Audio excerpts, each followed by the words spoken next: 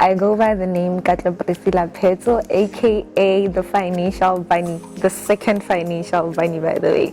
Yeah, I am a second year nursing student.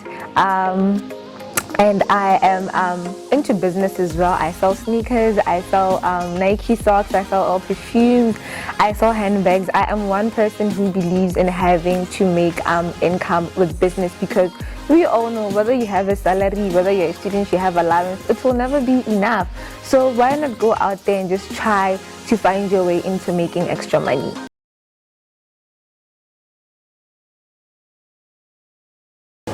I've attended two editions. The first one, I can't recall the date, but I think the first one was somewhere in September. Yes, beginning of September, where we had Miss Chilisa. And the second one, I remember we had Satlaratsosa. Those are the two editions that I attended. And the reason why I attended, I want to believe, is because I was actually invited by someone else. So I want to believe they saw that I have the potential of having to learn a lot from having to associate with people who deal with money. So I think that on its own, it gave me a chance to have to come and learn and associate with people like Leseho Monso and Banebo Makushate Chilisa and Satlaratsosa. And it was also because even I myself, I wanted to attend for personal growth, because knowledge is out there and you will never say you know everything. And I believe, as having to be a new person into business, that was a chance for me to have to learn about my finances, to learn how to manage my business as well, and just for personal growth.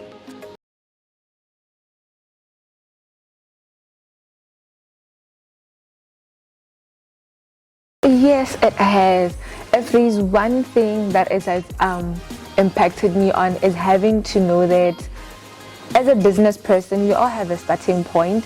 And Miss Kushata, if there's one lesson that I will never forget, is when she was telling us delay is not denial. And which just simply means that as much as you may be into something, whatever dream you have of achieving, it doesn't mean if it gets delayed, it takes time. And this simply means it's an advice to us as young people who are into business. Starting off will never be easy, but as much as you start, you always know that at the end of the tunnel, I'll be where I want. It's a motivation of saying, keep on going, even if you're not able to reach your goals within a certain period of time. Just keep on going and know that at some point you will look back and say, as much as God actually delayed me, within this period I was actually getting to learn these things. Yes.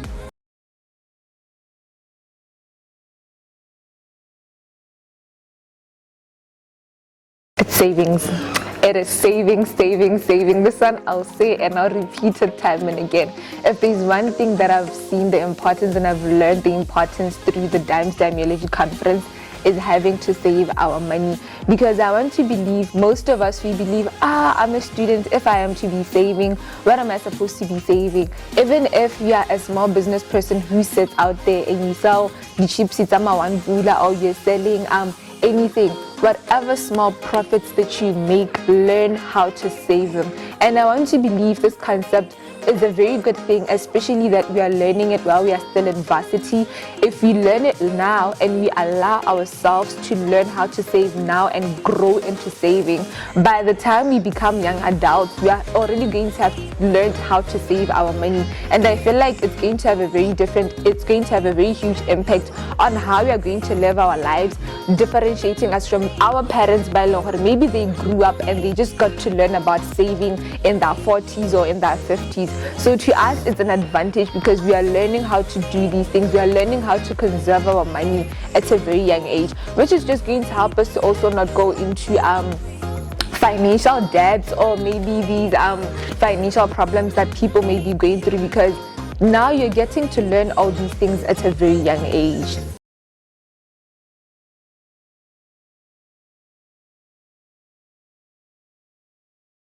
It's definitely Miss Kushata Chilisa. I'll still go back to her.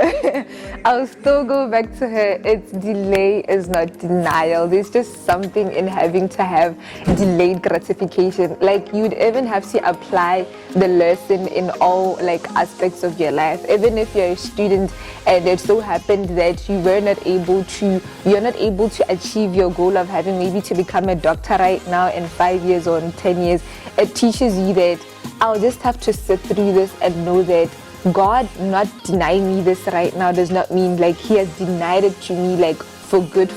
It just teaches you to sit through the process, and it's just the way of God preparing you for bigger things at the end of the tunnel. So that is one teaching that I will remember. I don't think I'll ever, even in my 50s or in my 60s, I'll even teach my children, this is what I learned from this woman.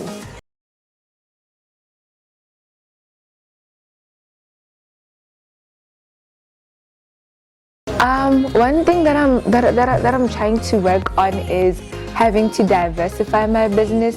You know, like I was saying, I started off just by selling sneakers, and now I want to learn how to take money from one business and invest it into the other and make more money from that other business, not just focusing on one thing. Because I believe as a business person, we always have to make sure that we grow at some point.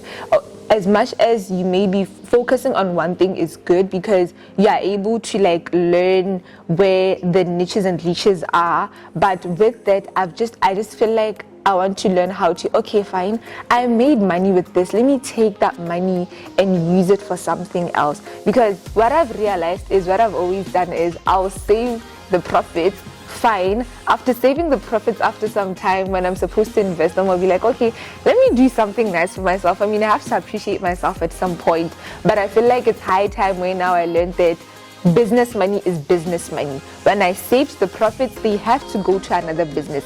If I have to reinvest into something else, let me do that. If I have to invest the same money into that business, that is exactly what I should do.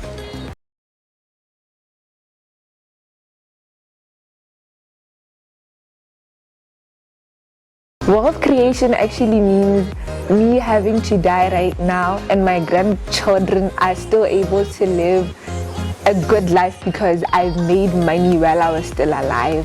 That is what I want to do. I want my grandchildren to say, that is exactly what I want my grandchildren.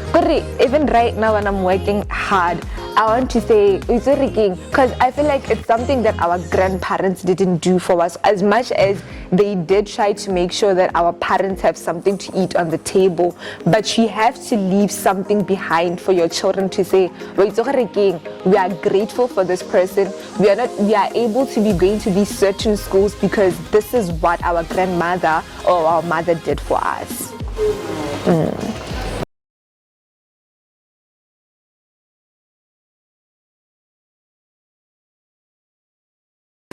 I believe in financial freedom. To me, does not necessarily mean having a lot of money, but it means having to afford what you want. I mean, to somebody else, financial freedom to them may be having 10 million in their account. To me, financial freedom right now may be having at least 5,000 pula in my account. But financial freedom literally just means me being able to afford what I want right now without that having to cause, without me having to feel that it's a strain on my financial life, or without having to feel that it's causing, or that at some point it's going to lead to financial problems. That is simply what financial freedom means to me.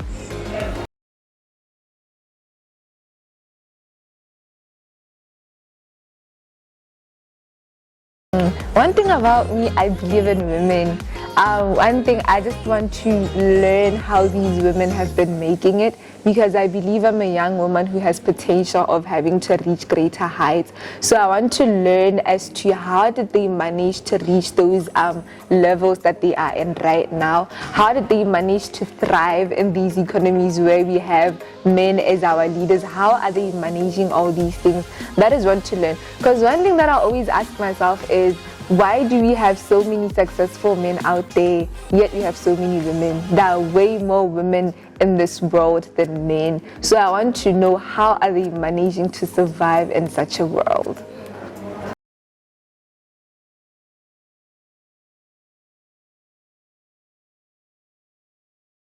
Yes, I I would definitely encourage them to come because, like I was saying, we always learn a lot of things from having to associate with people.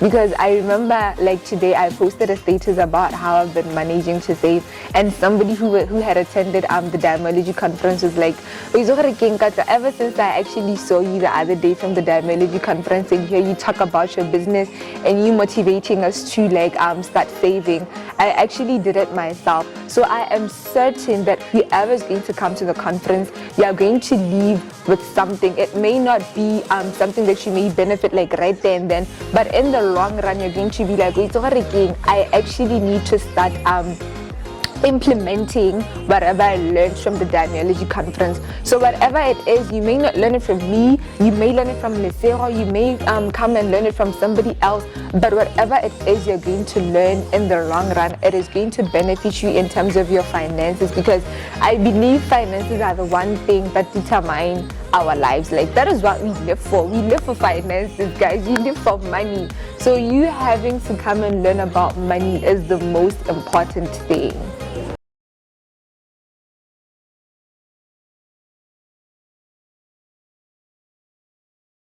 Okay, like I was saying, I'll probably just keep on saying the same concepts over and over again, but it has to be about savings. Like I was saying, when Satla was here, he had to teach us about the importance of saving.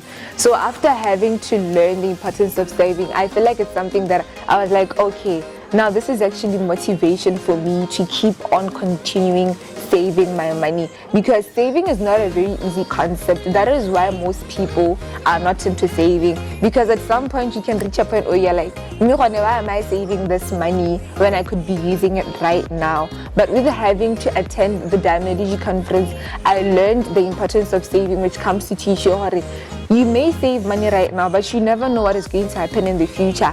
Maybe that amount of money that you're saving is going to help you when emergencies come, and in that at that certain time you do not have money. Where do you go to? You go to your savings account. Second thing is that saving actually teaches you that you can have money, but you cannot touch the money. I mean, it's simply taking money and you're putting it away. It's still yours, but you don't have access to it. And to me, it has taught me even if I don't save the money can still be in my account, and I can know money is there, but I mean, I just don't have to use it. I just can't use it. It's there, it's still mine. So it has disciplined me when it comes to using money, because I know a lot of people are reckless with money. The minute you have that 100 bula or that 1,000 bula or that 5K in your account, you feel like, wait, I own the world right now. But with saving, it disciplines you. It teaches you money can be there, and it teaches you how to take time to decide on what to do with your money. You don't just make decisions haphazardly.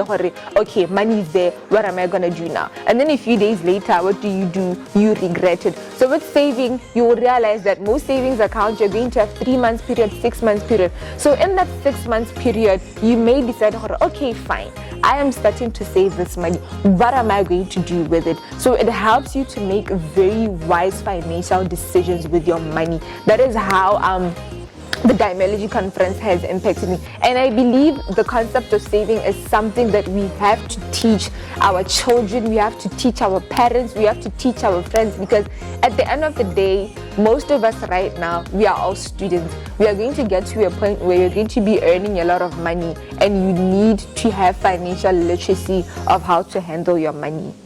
Thank you so much.